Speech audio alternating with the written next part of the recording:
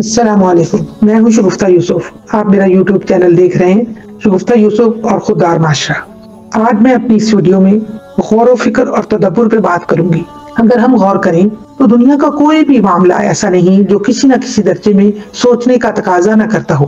غور و فکر کے بغیر جینے والے عمومی طور پر انتہائی الجھے ہوئے اور ناکام لوگ ہوتے ہیں۔ ذرا بلند ہو کر سوچئے اور غور کیجئے تو اندازہ ہوگا کہ کائنات نظم و ضبط کے تحت چل رہی ہے، اور اللہ رب العالمین اسی نظم و ضبط کی طرف اشارہ کر کے کہتا ہے کہ تم میری کائنات پر غور و فکر کرو، تمہیں اس میں کوئی ٹیڑھ نظر نہیں آئے گا۔ اور قرآن بار بار مسلمانوں کو کہتا ہے کہ تم اپنی عقل کو استعمال کرو، تم غور و فکر کیوں نہیں کرتے۔ اور علامہ اقبال کا بھی اپنی نوجوان نسل کو یہی پیغام تھا کہ اے مسلمان بچوں، اے نوجوان نسل، اپنے آباء و اجداد کو دیکھو، وہ کتنے بلند تھے، اور تم دیکھو کہ تم نے تدبر ہی کو چھوڑ دیا۔ تم غور و فکر تو کرو۔ غور و فکر سے انسانی معاشرہ بلند ہوتا ہے۔ راتوں رات کچھ بھی نہیں ہوتا۔ ہم جو کچھ بھی دیکھتے ہیں اور پاتے ہیں، سب کچھ عمیق غور و فکر ہی کا نتیجہ ہوا کرتا ہے۔ ہر دور میں دنیا نے انہیں بڑا مانا جنہوں نے سوچا اور سوچنا سکھایا۔ کوئی بھی شعبہ ایسا نہیں جس میں ہماری کامیابی کا مدار سوچنے پر نہ ہو۔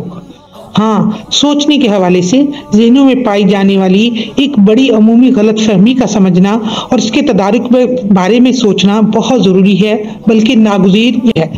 ہم اپنے وجود اور ماحول میں جو کچھ دیکھتے ہیں اس کے حوالے سے جو فوری رد عمل رونما ہوتا ہے، یا جو کچھ ہم محسوس کرتے ہیں، اسی کو سوچنا سمجھ لیتے ہیں۔ حالانکہ سوچنا یہ تو ایک ابتدائی نوعیت کی بات ہوتی ہے۔ سوچنے کی منزل تو اس سے بہت آگے ہے۔ جب ہم اپنے تمام معاملات اور ماحول سے ان کی مطابقت یا عدم مطابقت کا پوری سنجیدگی سے جائزہ لے کر تدارک کی فکر کرتے ہیں، تب سوچنے کا عمل شروع ہوتا ہے۔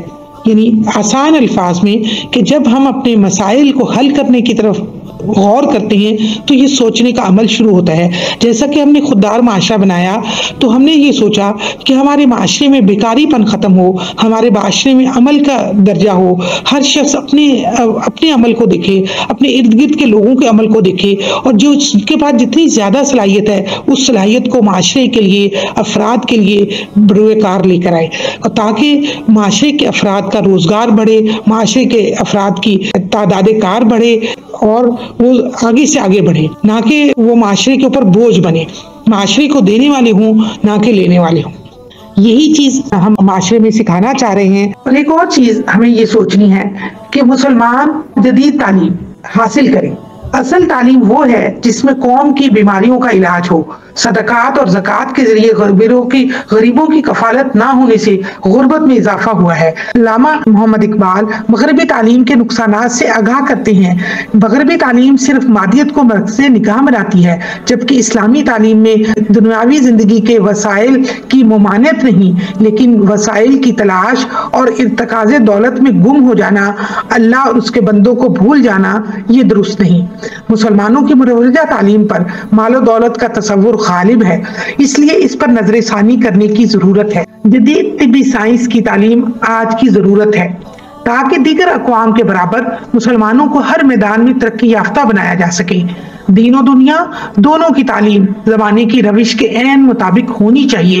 اس دور میں ترقی کرنا ہے تو انگریزی کو بطور زبان پڑھنے میں کوئی حرج نہیں، لیکن مغربی تہذیب و تاریخ کے کرداروں کا گرویدہ ہو جانا درست نہیں، کیونکہ مسلمانوں کی آفاقی تہذیب، معاشرتی اقدار اور تعمیر کردار کے حوالے سے اعلیٰ و افضل ہے۔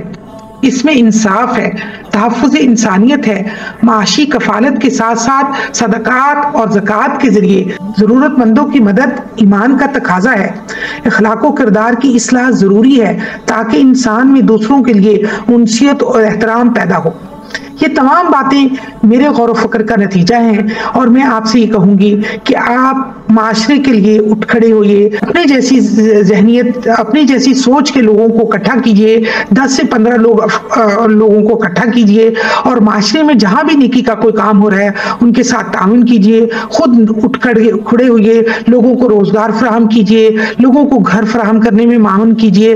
انشاءاللہ ہمارا یہ خوددار معاشرہ آپ کو یہ آہستہ آہستہ سکھائے گا کہ آپ لوگوں کو معاشی طور پر کیسے مضبوط کریں، ذہنی طور پر کیسے مضبوط کریں، اور اور ان کو ایک خوددار فرد بنائیں، خوددار معاشرہ بنائیں۔ انشاءاللہ ہماری یہ ویڈیو آپ کو یہ سارا کام کرنے میں معاونت ثابت کرے گی، اور آپ انشاءاللہ ایک خود بھی بہتر فرد بنیں گے اور معاشرے میں بہتر افراد میں اضافہ کرنے کا سبب بنیں گے۔ اللہ تعالیٰ سورہ مائدہ میں آیت نمبر 5 میں فرماتے ہیں وَتَعَاوَنُوا عَلَى الْبِرِّ وَالتَّقْوَى وَلَا تَعَاوَنُوا عَلَى الْإِثْمِ وَالْعُدْوَانِ، اور نیکی کے کام میں اور نیکی اور تقوی کے کام میں ایک دوسرے کے ساتھ تعاون کرو، اور گناہ اور زیادتی میں ایک دوسرے کے ساتھ تعاون نہ کرو۔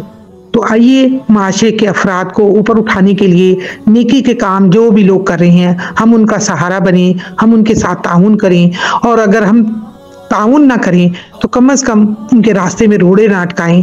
اور میں تو آپ سے کہوں گی کہ آپ بڑھ کر خود اٹھیے اور سیکھیے، جو لوگ کام کر رہے ہیں ان کے ساتھ مل کر ان کا ہاتھ بٹھائیے اور معاشرے کے افراد کو اوپر اٹھانے میں اپنا رول ادا کیے۔ میرا پاکستان انشاءاللہ مستقبل کا پاکستان بہترین پاکستان ہوگا، خوددار پاکستان ہوگا۔